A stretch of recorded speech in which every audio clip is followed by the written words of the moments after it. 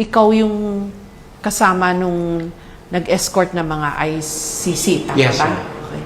Meron kasi dun sa affidavit na nagpapalit kayo ng $2 million. Dalawang maleta na po yun. Kasama ko si Paul.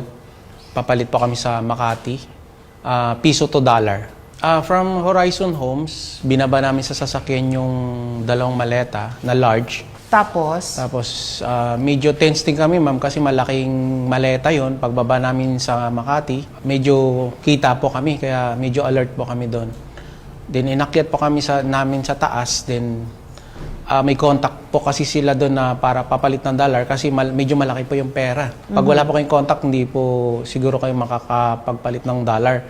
Ayun, nakita ko yung binuksan ni Paul yung maleta, yun po yung malaking amount po yung nakita ko sa maleta. Then narinig ko po na parang may paghandaan sila na pagbibigyan ng dollar. sino raw? Ang narinig ko ICC. Yun po yung paano.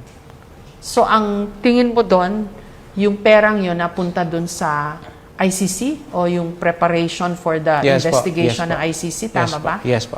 Okay. Paano mo nadugtong si Trillanes doon?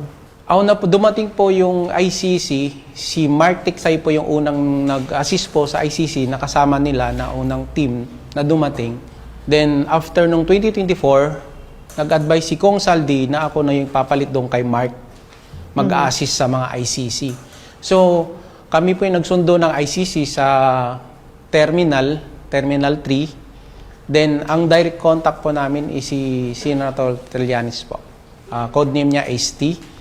Si Mark po nagbigay ng codename, ng name niya na ito yung kukontakin natin, si ST. Pagbigay ko ng contact number kay ST, yung number ko po binigay po sa investigator ng ICC. Nakita mo ba si Senator Trillanes? Yes po, nakita ko rin po. Na anong ginagawa? Nagmi-meeting po.